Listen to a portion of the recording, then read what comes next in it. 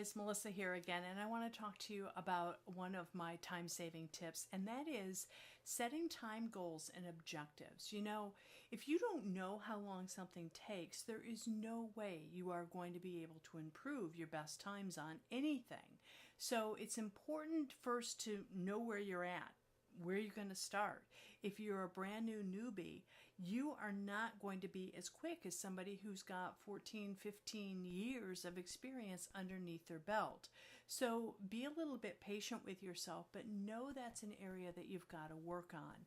And so let's start with where you're at. Now, my personal objective is always to turn a pretty normal groom, an everyday simple groom, small and medium-sized dog, nothing fancy, no scissoring, not a whole lot of styling, just no nonsense everyday groom. I want to turn one of those types of dogs generally about 1 an hour, maybe a little bit less. And I'll tell you what, if you've got a bather working for you, half of the time is in the bath and the dry area. So if you've got a bather, you might be turning those dogs a lot quicker than 1 dog an hour. But let's say you're doing the full thing. You're doing the bath, the dry, and the finished trim. And my general rule of thumb is if water can penetrate the coat and the dog is coming in on a regular basis, it doesn't have anything done to it. It just goes directly to the bathtub. So with that type of dog, that's where I'm saying the bath, the dry, and the haircut should all take roughly about an hour. So if you're not hitting those time goals, let's take a look and see what you can do to improve upon your time. So the first thing I want you to do is figure out where you're at. Know how long does it take you to bathe a small, simple type haircut. Know how long it takes to dry a simple type haircut. Know how long it takes to finish a basic haircut. So once you establish the ground rules, now you've broken it up into chunks. Now you can take a look and start working on improving those times in those particular areas. So break it apart in chunks, into steps, and get yourself a timer.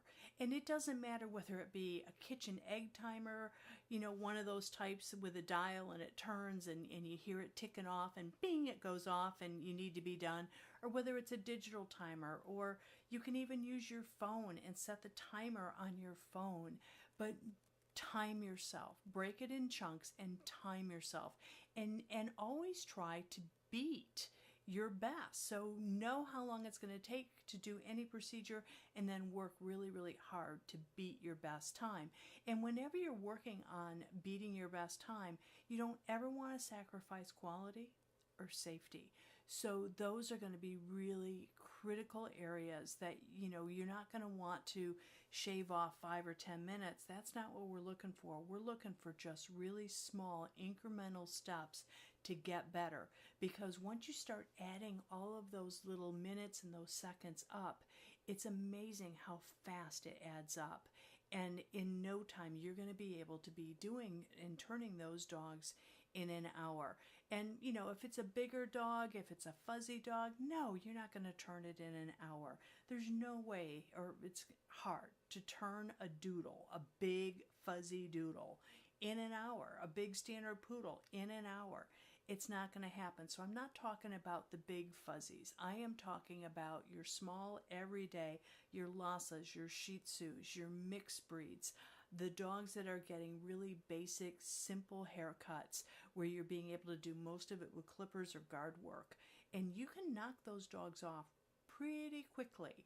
And that just means more time for yourself, more time for your family, more time doing more things that you want to do, or maybe it's putting more money in your pocket. If you can, you know, if you can do 6 dogs versus 4 dogs, you're going to be making more money. If you can do 8 dogs versus 6, you know, when you first start out from grooming school, or when you're first learning, or you're apprenticing, or whatever, I mean, your success might be finishing 4 dogs a day. That might be great for you.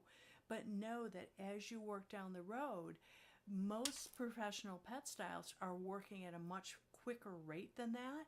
And we have seasoned stylists at one of my organizations over at Whiskers Resort, and they do anywhere from between 10 and 16 dogs a day. Now, granted, a lot of times they're working with assistants, so they've got bathers that are helping them get through those dogs. But the bottom line is they are focused, they know how long it takes them to do a particular job, and they're being able to work through their day very methodically, and they're getting through it without killing themselves. And when they leave, they're still smiling at the end of the day. So working faster isn't necessarily about killing yourself. It is about being efficient with what you're doing and having the confidence to do it well. And the only way that you're going to be able to build speed is to be able to know where you're at, where you're starting from, and to get better from that point and move forward. So good luck getting through those dogs in the most efficient manner that you possibly can.